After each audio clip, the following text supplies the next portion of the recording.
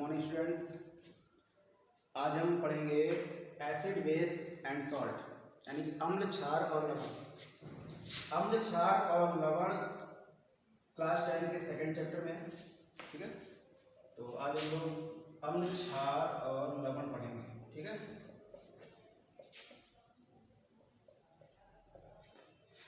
हिंदी में भी लिख दिया है ताकि हिंदी मीडियम के स्टूडेंट्स को दिक्कत ना हो। तो पहला टॉपिक है एसिड यानी कि अम्ल। फिलहाल तो एसिड बेस सॉल्ट पढ़ने से पहले हमें एलिमेंट्स की जानकारी होना बहुत ज़रूरी है, लेकिन इस चैप्टर के बाद हम लोग एलिमेंट्स के बारे में पढ़ेंगे, ठीक है। तो एसिड क्या है? एसिड वो होते हैं जो पीछे क्लास में पढ़ा हुआ आप लोगों ने, जो जलीय विलयन में H+ आयन देते हैं। वैसे 6 to 8 जो डेफिनेशन है वो है जो स्वाद में खट्टे होते हैं, इस टाइप के, है ना। लेकिन 9-10 का स्टैंडर्ड थोड़ा चेंज है।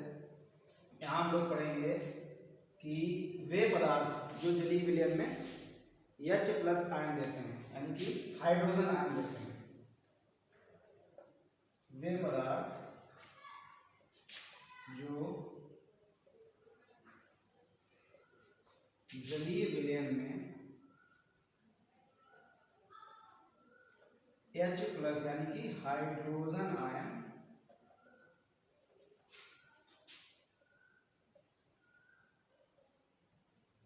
देते हैं, ठीक है।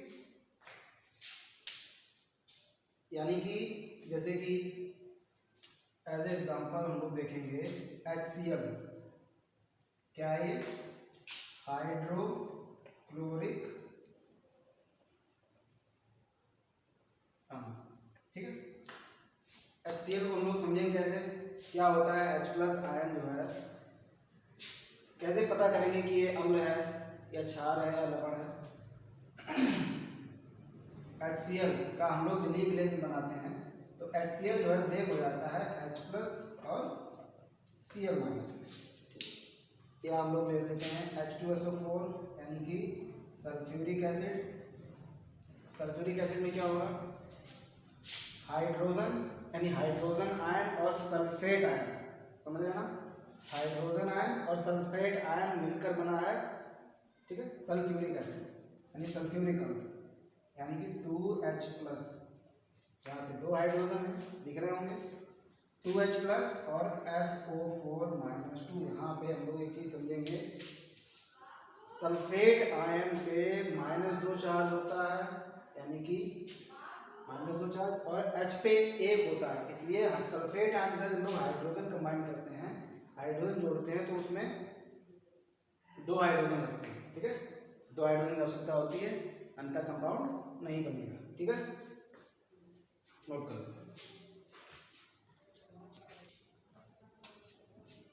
ठीक है। इसके बाद हम लोग समझेंगे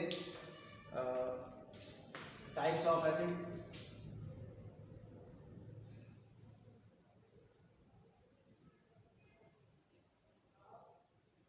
यानी कि अम्लों के प्रकार।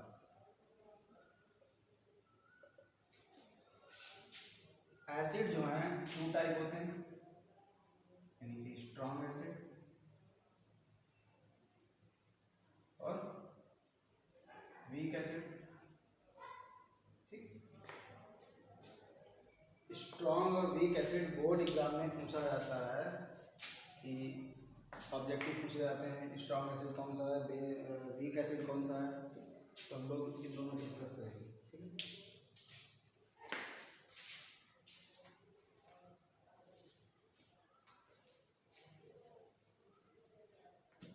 पहला हम लोग पढ़ेंगे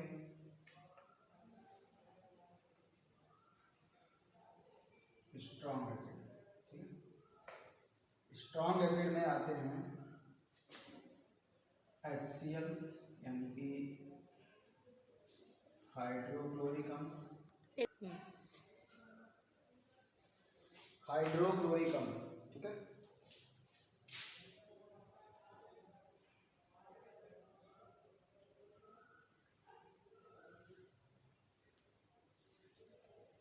सेकेंड है सल्फ्यूरिक अम्ल। एक चीज़ और ध्यान रखेंगे, बहुत ही इजी है समझना, यानी कि हमारा जो सल्फ्यूरिक एसिड है, जैसे कि इसको सल्फ्यूरिक एसिड का मतलब है सल्फर।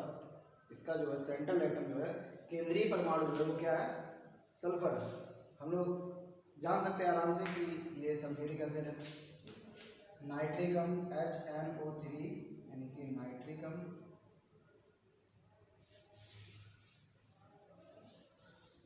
नाइट्रिक अम्ल का सेंट्रल एटम क्या है, नाइट्रोजन, यानी कि नाइट्रोजन है तो नाइट्रिक अम्ल, और सल्फर है तो सल्फ्यूरिक अम्ल। ठीक है, ये हमारे स्ट्रॉन्ग एसिड। स्ट्रॉन्ग एसिड ये समझ लो क्या होता है कि वे अम्ल जो यानी कि जल में पूरी तरह से डिजॉल्व हो जाए, यानी कि घुल जाए या आयनित हो जाए, ऐसे एसिड जो हम क्या कहलाते हैं, स्ट्रॉन्ग एसिड। ठीक है, इस चीज़ को बहुत ही बारीकी से समझना है। एग्जाम्पल पहले पूछते थे बोर्ड में अलग तरीके से, सीधा एसिड पूछते थे, अब स्ट्रॉन्ग और बेस एसिड अलग अलग पूछते हैं। ठीक है,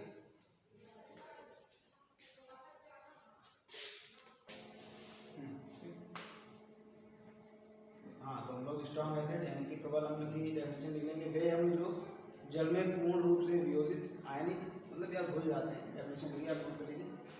उसके बाद एग्जाम्पल स्ट्रॉन्ग एसिड के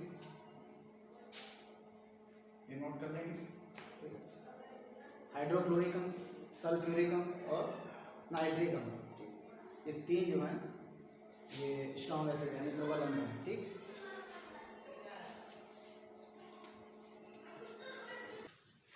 अगला टॉपिक है वीक एसिड। वीक एसिड वे पदार्थ जो जलीय विलयन में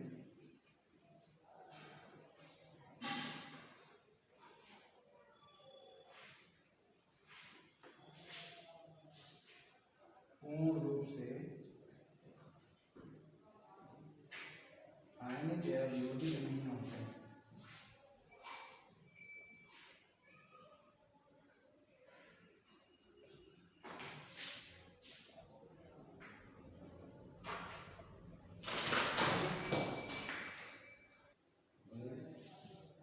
वे पदार्थ जो जलीय विलयन में पूर्ण रूप से आयनित या वियोजित नहीं होते हैं।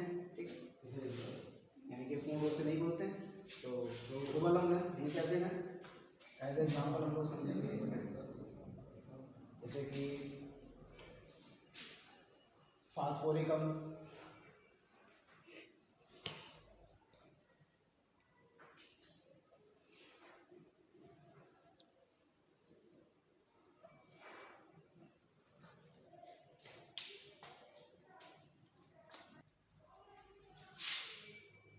ऊपर देखेंगे हम लोग, यानी कि H3PO4 ये है फास्फोरिक अम्ल।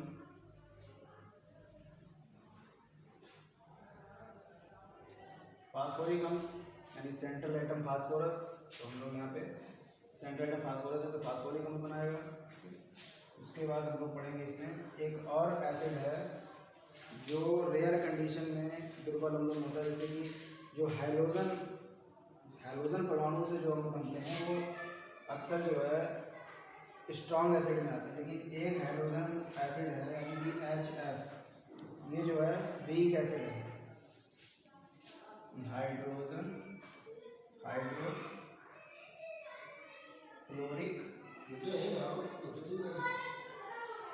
हाइड्रोफ्लोरिक अम्ल जो है ये वीक एसिड है, लेकिन ये हमारा हैलोजन फ्लोरिक है, तो फ्लोरीन से जो अम्ल बनेगा वो दुर्बल अम्ल है, लेकिन बाकी हैलोजनों से जो बनते हैं, ठीक है, बाकी हैलोजनों से जो अम्ल बनेंगे वो क्या होंगे, स्ट्रॉन्ग एसिड होंगे, यानी कि प्रबल अम्ल होंगे। मतलब देखेंगे हम लोग,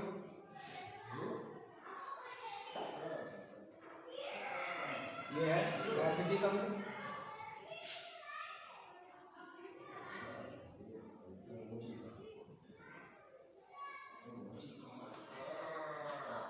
ऊपर वाले जो हम लोगों ने लिखे हैं ये हैं अकार्बनिक अम्ल, और यहाँ से हम लोग पढ़ेंगे कार्बनिक अम्लों के बारे में। कार्बन और हाइड्रोजन से मिलकर जो अम्ल बनते हैं वो होते हैं कार्बनिक अम्ल। एक कार्बनिक है एसिटिक अम्ल, दूसरा है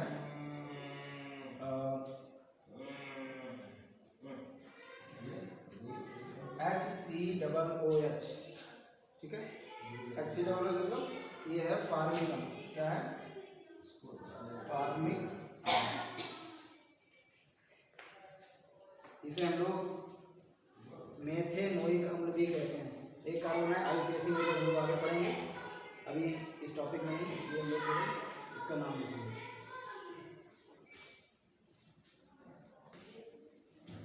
अगला टॉपिक है क्षार।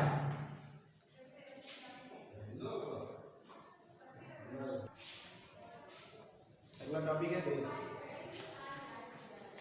बेस में हम लोग यानी कि सबसे पहले हम लोग बेस के यानी कि क्षार के पहचान की बात करें तो पहचान हम लोग जो है टेस्ट करके कर सकते हैं। जैसे कि अभी हमने बताया था, अम्ल जो है जो खट्टे होते हैं, और क्षार जो होते हैं वो स्वाद में कसैले या कड़वे होते हैं, ठीक है। तो हम लोग बात करेंगे डेफिनेशन की, परिभाषा की, नोट कर लेंगे कि वे पदार्थ जो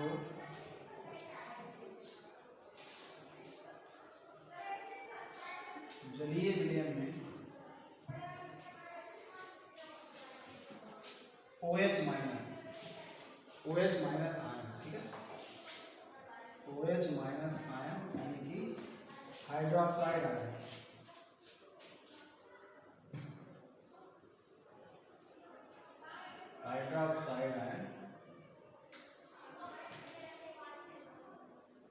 देते हैं।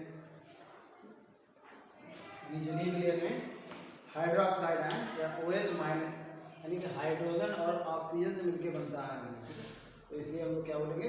Hydroxide ion. नोट कर लेंगे।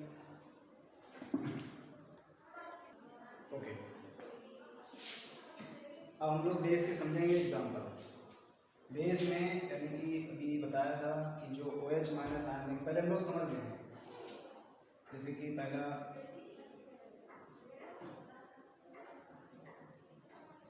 सोडियम हाइड्रोक्साइड, पोटेशियम हाइड्रोक्साइड, ठीक है, सोडियम हाइड्रोक्साइड,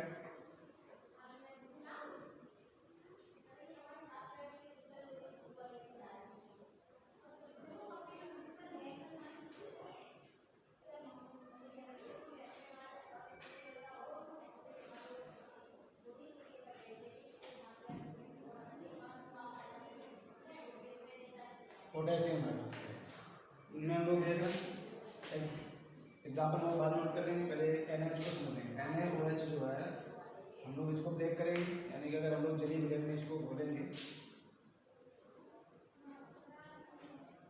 एक्वा सॉल्यूशन बनाएंगे इसका, तो ये Na प्लस और OH माइनस में ब्रेक होगा, ठीक है।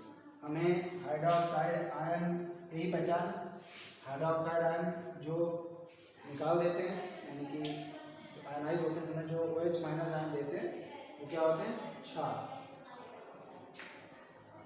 ठीक है, नोट करते हैं। ओके, तो सोडियम हाइड्रोक्साइड, पोटेशियम हाइड्रोक्साइड, उसके बाद हम लोग कैल्शियम हाइड्रोक्साइड,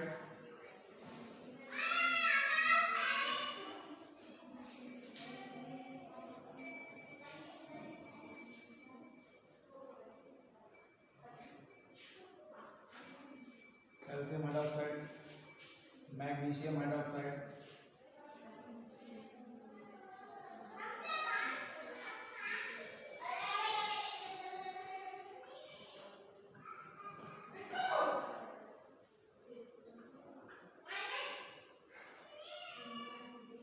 ठीक है।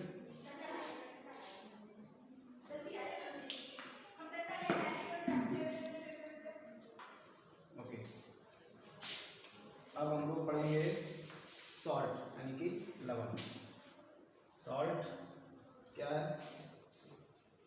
जैसे कि हम लोग सॉल्ट जो है यूजली नमक जो हम लोग घर में खाते हैं, सॉल्ट जो नमकीन होते हैं, लेकिन हम लोग एज ए डेफिनेशन पढ़ेंगे तो वे पदार्थ जो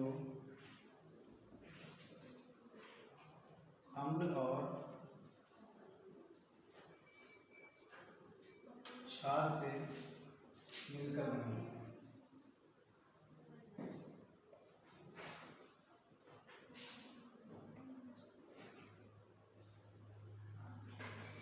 कॉमन डेफिनेशन है, हम लोग इसको समझ लें, यानी कि अम्ल और क्षार से मिलकर बनने वाले जो पदार्थ होते हैं वो अम्ल साल्ट कहलाते हैं। तो इसमें कोई भी हम लोग एज एग्जाम्पल समझ लेंगे, बाद में हम लोग ऊपर एग्जाम्पल नोट कर लेंगे, जैसे कि HCl और NaOH यानी सोडियम हाइड्रोक्साइड और हाइड्रोक्लोरिक अम्ल। ठीक है, इन दोनों की रिएक्शन करवाएंगे। हाइड्रोक्लोरिक अम्ल यानी कि इसको ये जो आयनाइज होगा तो H+ और Cl- में आयनाइज होगा। NaOH जो है वो Na+OH- में आयनाइज होगा।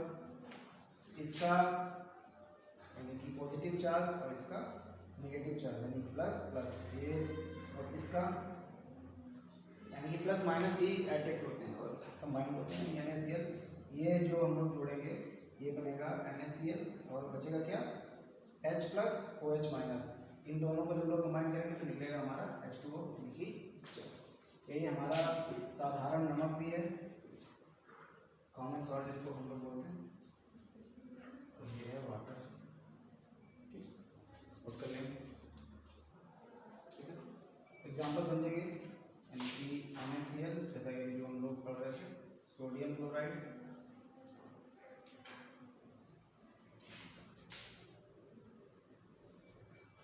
दूसरा कैल्शियम क्लोराइड,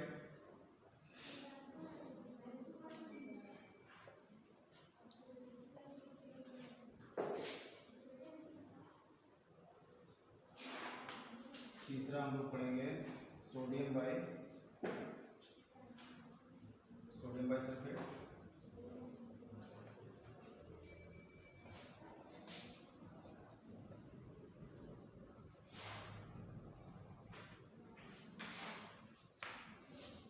और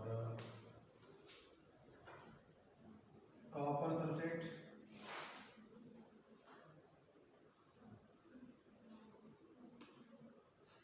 ये हमारे कॉमन सॉल्ट है जो हम लोग नॉर्मल पढ़ते हैं सॉल्ट में। ठीक है, नोट कर लेंगे। ओके, अगला टॉपिक जो हम लोग पढ़ेंगे सॉल्ट में ही है।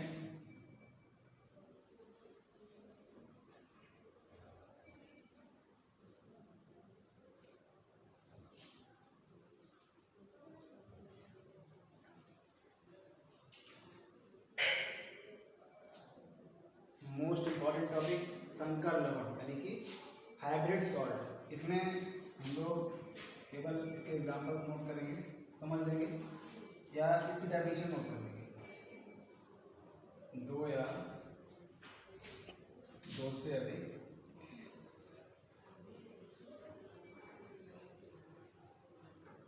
लवण मिलकर संकर लवण बनाते हैं।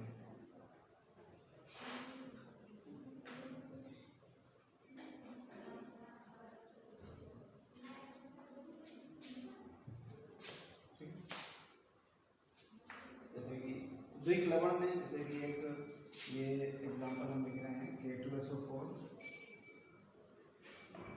Al2SO4 का whole thrice 24 molecules of H2O।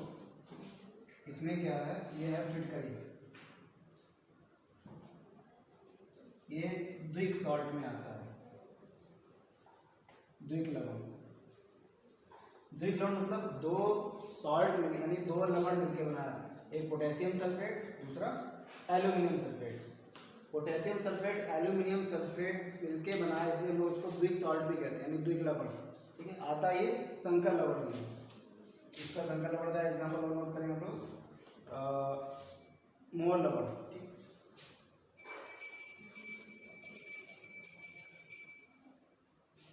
Ammonium,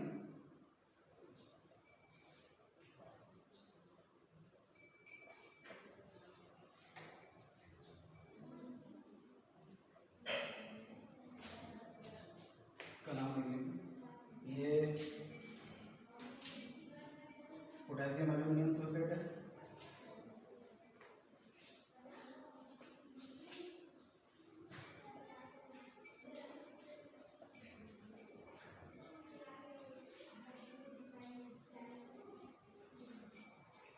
potassium aluminium sulphate. ये जो है हम लोग यहाँ लिख लेंगे अमोनियम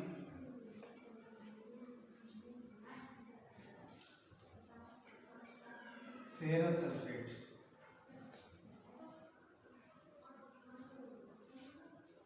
इसमें वाटर यानी कि जल के मॉलिक्यूल्स होते हैं वो 6 होते हैं। अमोनियम सल्फेट और फेरस सल्फेट मिलकर बना है, इसलिए हम लोग इसको लिखते हैं अमोनियम फेरस सल्फेट। ये आपके टॉपिक खत्म हो गए, ठीक है।